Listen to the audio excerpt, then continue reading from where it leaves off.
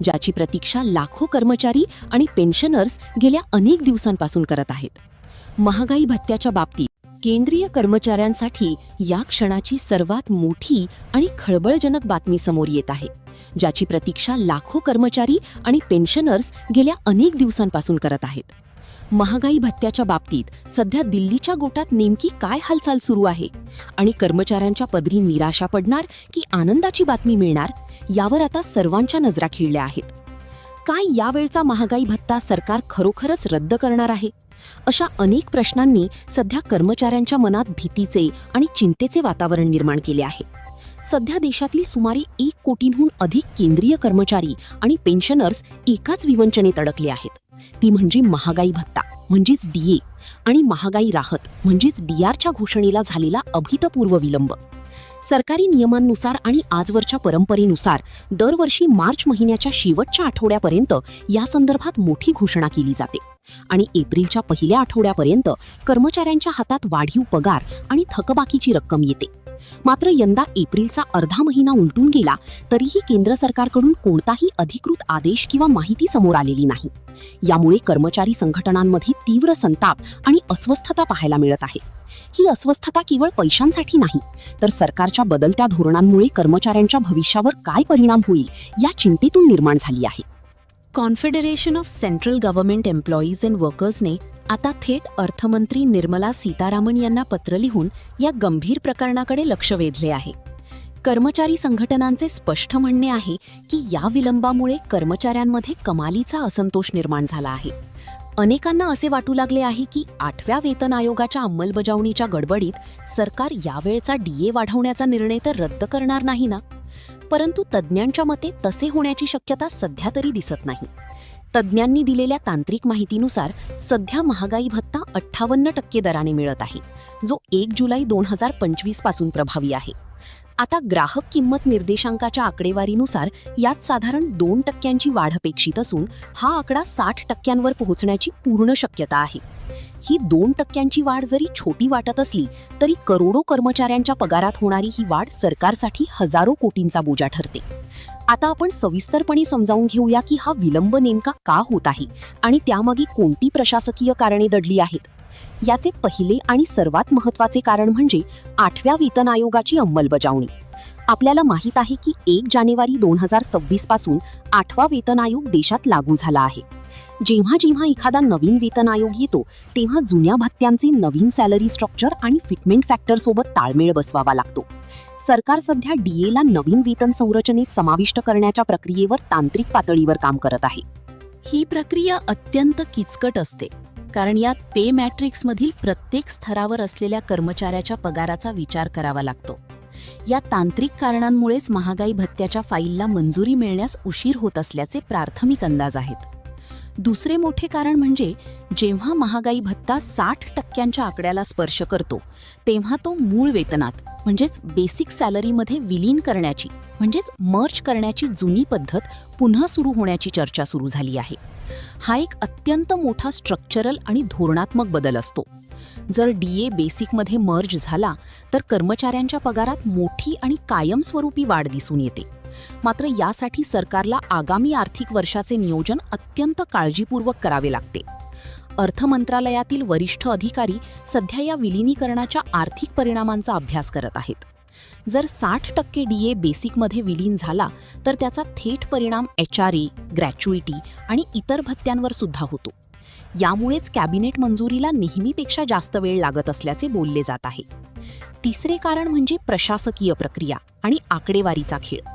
मुद्रास्फीतीच्या म्हणजेच महागाईच्या आकड्यांना अंतिम रूप देणे आणि त्यानंतर कॅबिनेट नोट तयार करून ती मंजुरीसाठी पाठवणे, यात यंदा काही तांत्रिक अडचणी आल्या आहेत. ऑल इंडिया कन्झ्युमर प्राईस इंडेक्सच्या आकडेवारीचे विश्लेषण करताना काही विभागांनी अधिक वेळ घेतला आहे.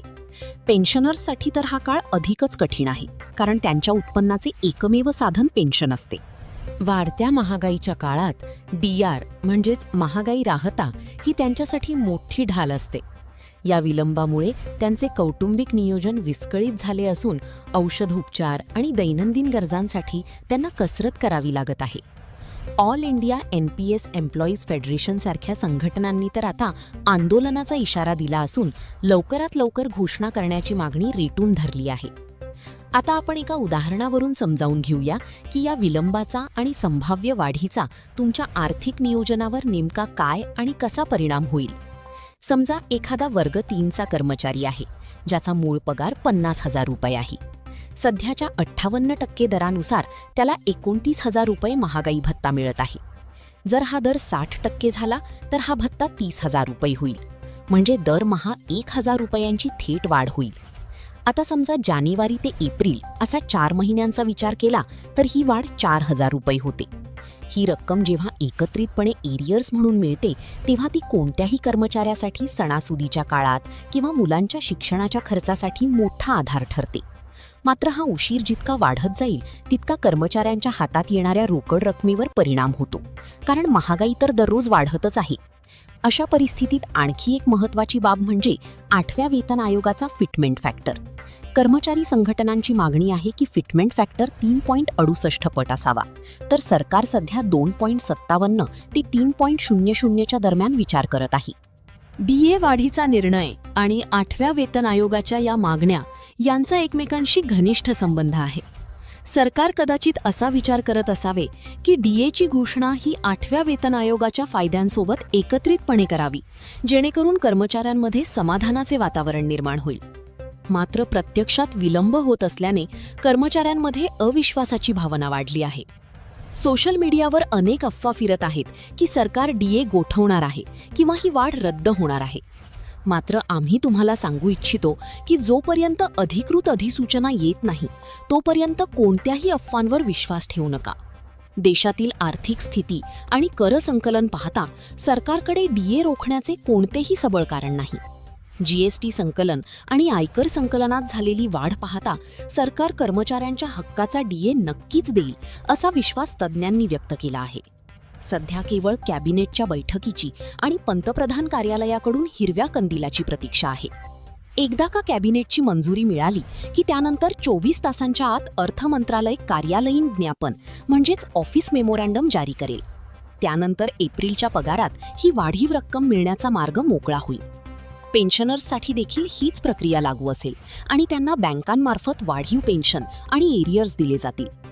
या सर्व घडामोडींमध्ये एका गोष्टीची स्पष्टता आहे की कर्मचारी आता अधिक जागरूक झाले आहेत. सोशल मीडियाच्या माध्यमातून ते आपले प्रश्न थेट सरकारपर्यंत पोहोचवत आहेत. या सर्व प्रक्रियेत फिटमेंट फॅक्टरचे महत्त्व आपण समजून घेतले पाहिजे. जर फिटमेंट फॅक्टर वाढला तर केवळ DA नाही तर मूळ पगारच मोठ्या प्रमाणावर वाढणार आहे. उदाहरणार्थ जर 2.57 वरून हा फॅक्टर 3.00 झाला तर आज जो कर्मचारी 18,000 रुपये बेसिक पगार घेत आहे तो थेट 21,000 किंवा त्याहून अधिक होईल. जेव्हा या वाढीव पगारावर नवीन महागाई भत्ता लागू होतो तेव्हा कर्मचाऱ्याच्या हातात येणारी निव्वळ रक्कम ही सध्याच्या तुलनेत जवळपास 20 ते 25% अधिक असू शकते. हेच कारण आहे की कर्मचारी यावेळच्या विलंबाकडे इतक्या गांभीर्याने पाहत आहेत. अनेक राज्यांनी देखील केंद्राच्या या निर्णयाकडे डोळे लावून बसले आहेत, कारण केंद्र सरकारने घोषणा केल्यानंतरच राज्य सरकारे आपापल्या कर्मचाऱ्यांसाठी महागाई भत्त्याची घोषणा करतात. त्यामुळे केवळ 1 कोटी केंद्रीय कर्मचारीच नाही तर देशभरातील करोडो राज्य सरकारी कर्मचाऱ्यांचे भवितव्य सुद्धा या एका निर्णयावर अवलंबून आहे.